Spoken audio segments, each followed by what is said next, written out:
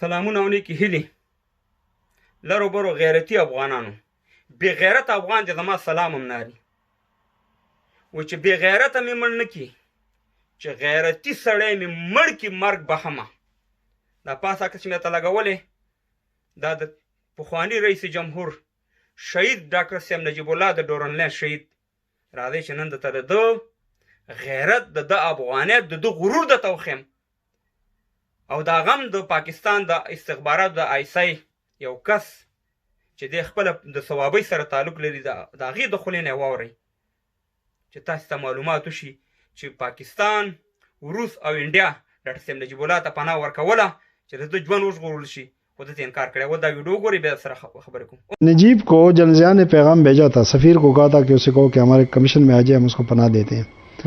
एक ज़िद्दी पख्तून था, बल्कि मैं तो कहता हूँ कि उसमें थोड़ी गैरत भी थी. मैं हमारा तो दुश्मन था, हम तो उससे लड़े थे, लेकिन वो एक गैरतमंद दुश्मन था.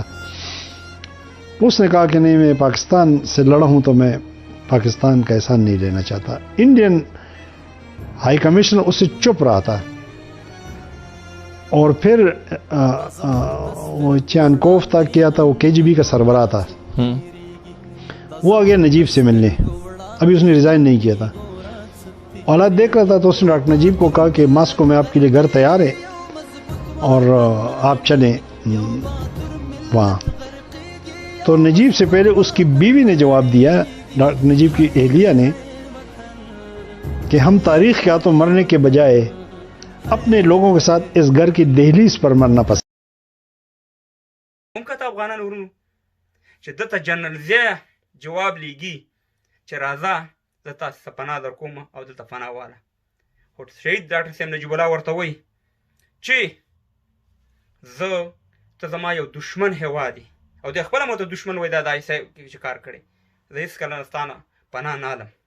زه په دې خپل وطن کې شهادت مرګ قبلومه، مګر د دشمن کور ته نه ځمه. بیا ورته انډیا والا دا افر ورکوي، بیا ورته وروس چې دی د جهاد ټیکهدارانو پې دا الزام لګو چې ډاکټر صاحب نجیب الله چې دی دا د وروس غلام دی، دلته یې کېنولی. هغه ورته وایي چې دلته دې کور تیار دی، ژوند زندګي تیار ده، ته راشه د افغانستان نه. هغه خو څه کوي چې ډاکټر صاحب نجیب الله ورته جواب ورکوي، د هغې مېرمن د هغه کور والا هغه ورته وایي چې ډاکټر صاحب نجیب الله به په خپل وطن کې ځان شهیدوي او دلته به مړ کېږي، تاریخ به پرېږدي او تاریخ یې پرېښودو. افغانان ورونو، زه د مجاهد کورنۍ سره یم، زما تعلق نه د خلقیانو سره دی او نه مې پرچمیانو سره دی او بل چا سره نه دی.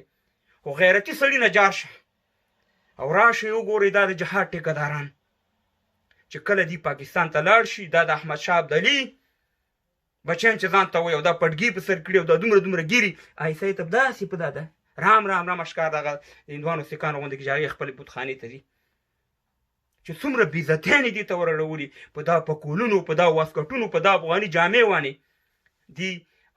هغه دشمن ته ورځي چې هغه 100 ځلو نه زیات دي بېعزته کړي، خویندې میندې ورته بېعزته کړي، ځوانان یې ورته وژلي، لر او بر افغانان پښتانه تباه او برباد کړي.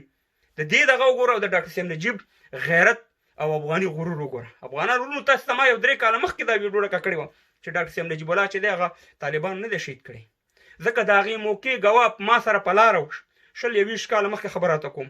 د دې نورستان سره تعلق وحید الله نورستاني نومېدو. هغه ویل چې زه اولنی سړی وم چې زه ډاکټر صاحب نجیب الله ته ورغلم او دا په میدان کې پروت و. دا حمید ګل او نصر الله بابر طالبان له کابل ته نه ور رسېدلي چې دا یې شهید کړی او دا د بین الملل دفتر نه رایستلی و. هغه ورور د دې خبرې اقرار وکړو. نو هغه وایي چې 3 ساعته بعد بیا طالبان راله او زموږ استاسي رئیس جمهور ډاکټر صاحب نجیب الله یې هلته راځوړند کړو. دا زموږ غیرت دی چې د پردي استخباراتو خلک راځي، هغه زموږ یو رئیس جمهور شهیدوي او بیا دا چې دا موږ دا کار کړی. او که یقین هم نه راځي د دې طالب ویډیو وګورئ چې تاسو ته خپله اقرار وکړي چې ډاکټر صاحب نجیب الله چې او طالبان نو شهید کړی. زنده‌باد ټول افغانان. دکتر نجیب الله، دکتر نجیب یک شخص وطن دوست. جدی جناب؟ یک شخص وطن دوست. پس چرا دار رسیدید؟